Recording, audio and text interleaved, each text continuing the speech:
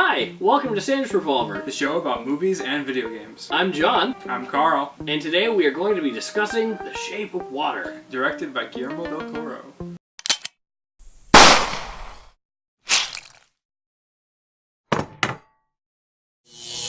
Sandwich Revolver. We have Agua Mala from Mexico. That's got a anglerfish on it. I decided to pick this one because it has a fish on it and The Shape of Water deals with a fish man. I, myself, have an Imperial Stout, and it's called a Chai Yeti. I picked that because the Yeti is a lonely, misunderstood creature, much like the creature who is the star of this movie. Yeah, I just realized we both got Imperial Stouts. Cheers! Cheers, mate. I'm Alright. not that big on Imperial Stouts, but you know, I'll give it a shot. I think they're fine. They're not my personal favorite. We have this wonderful wooden 6-pack holder that has a bottle opener on it. That's So the best thing you can have. Well, cheers, friend. Yes. Oh god, What? I got some of the plastic crap. Well, it tastes like licorice. Oh, that's probably more akin to the particular flavor you got. I don't think all Imperial Stouts taste like licorice. Oh, no. Any good? It's a little sweeter than I was expecting, actually. Try that one. That's pretty good. Oh, wow. That's definitely black licorice. Let's get into it, huh? The direction this time around, on this episode, the movie, has a direction by Guillermo del Toro, as I said in the intro. Also written by him. Also written by him and produced, maybe? As far as del Toro's direction, he's definitely a perfectionist. He gets it done to how he sees it. In his mind. Dan Lostson Did this movie, and it's gorgeous. I'd say the scenes they breathe. Let it live. A lot of movies go quick and don't give you time to breathe. And that's a Hollywood movie.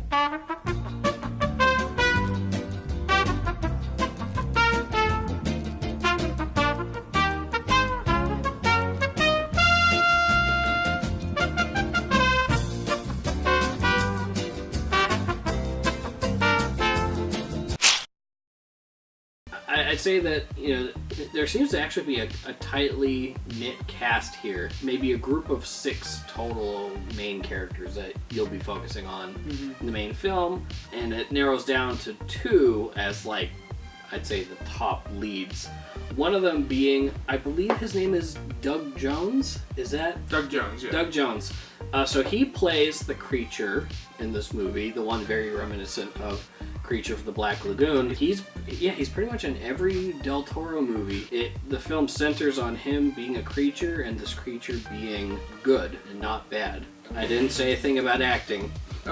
His acting is great. There's a lot of body language. I mean, that's why he's always the creatures. Yeah. His work speaks for itself. He's Sally Dawkins. I think it's Hawkins. Was that the main? Yes, the English actress, yeah. She plays not deaf, but she's a mute woman, so she can't speak, which I don't think we see that a whole lot of. Yeah, she absolutely sells the fact that she's a mute. And I thought she was mute. I did too. I had to look it up and say, oh, she's been in other movies and she's a well-known English actress. Octavia Spencer, who is her friend. Oh, that's right. Academy Award-winning actress Octavia Spencer. Yes. Yeah, he plays her. Well, so I think he's Octavia Spencer. You said he. Oh my god. I thought you said Octavius. No, Octavia. Pardon me. I thought you said Octavia Spencer, so I thought of the neighbor. Oh, that's not that guy's name. Anyway, okay, so Octavia Spencer does a great job in this movie, like she always does. Michael Shannon? Yep. Michael Shannon is always really good as a villain. There's something about him that's really... It's a very menacing Americana. You know, he looks very American. Michael Stuhlbarg.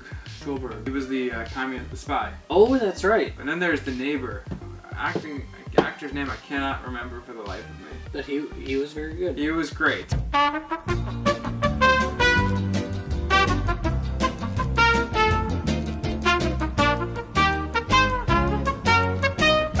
Good job, man. You did a great job. Pretty simple. Girl falls in love with a creature that is in a government research institute. It was taken from the Amazon and brought to America for research on how American soldiers can survive underwater. And there's a Russian spy. Because it's in the middle of the Cold War. Yeah. So he's there to relay important information to the Russians. Girl and her friend sneak the sea monster, or the creature, out of the facility, and he lives in their bathtub. And they live above a movie theater, and they fall in love, and then bad guys come in, see the movie, but at the end something happens. So much about the setting that makes me think of French for some reason. And the way the way her home is stylized for her. Like, everything about her, despite she doesn't speak, I can't help but think this woman has to be French. Just somehow, because of how she looks and the way that she acts and the way that she decorates her house and the fact she lives over a movie theater and that it's set in the 60s. It feels like everything is almost in that foreign film type setting. It definitely doesn't feel American. A lot of the film is showing off the intricacies of, like, here's the American lifestyle. With, like, here's my wife, here's my son, and here's my new shiny car, and here's that classic copy-paste house that's on a row of houses. And then you cut to her home, which is so intricate and unique. I totally forgot. I didn't even see the comparison between Americana and It actually, the people in the marginalized aspects of society living above movie theaters. that's what makes me keep thinking it's French. Good stuff in this movie. It was beautiful. Del Toro's music is always beautiful. Or it's cool. It's always carefully selected. The sound designer and the composer, and I don't know who either of them are.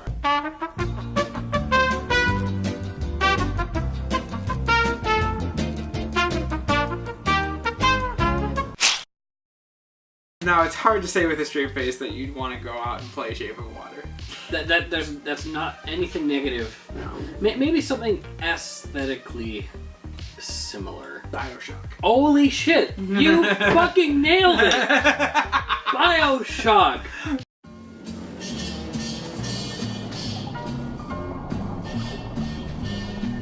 Somewhere beyond the sea, somewhere waiting for me. My lover stands on golden sands and watches the ships that go sailing.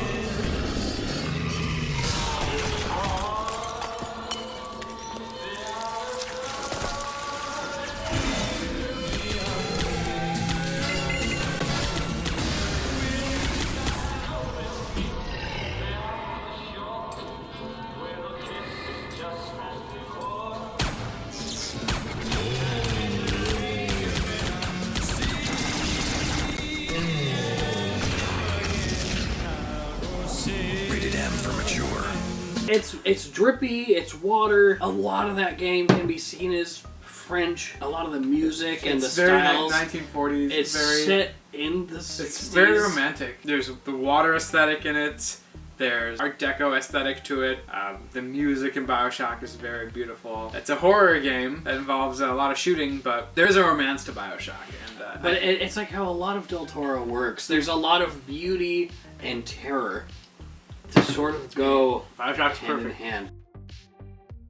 So, final score. John, you want to start? All right, I want to start with, this is by no means my favorite movie. I would recommend it to just about anybody, but I can't think of a single thing that I would think needs to be improved. So I would honestly give it a proper 10 out of 10. 6 out of 6 sandwiches. 6 out of 6 sandwiches. Boom. I have a hard time finding fault in this movie. 6 out of 6 sandwiches. There's really nothing I would change to it. It's unique and beautiful and doesn't have a lot of competition these days. Well, Sandwich Revolver, I'm Carl. And I'm John. Thank you for watching. If you like this episode, please like and subscribe, share, let your friends know about us. Put comments on what video games you might think of are similar to The Shape of Water that we didn't think of. Yep, if you liked it, please comment below. Let us know what you liked. If you didn't like it, let us know what you didn't like and what you'd like to see. If you think we should have picked different beers, let us know. Agua Mala is really good. It has a really nice licorice flavor to it. It's all in Spanish, so... I'm definitely enjoying my Chai Yeti Imperial Stout much more than I would be enjoying Carl's. Yeah, John. But that's because of personal taste. So yeah, recommend both these Imperial Stouts for Shape of Water. For Sandwich Revolver, I'm Carl Diamond. And I'm John Reeve. Thank you for watching. We'll see you next time. Bye. Bye.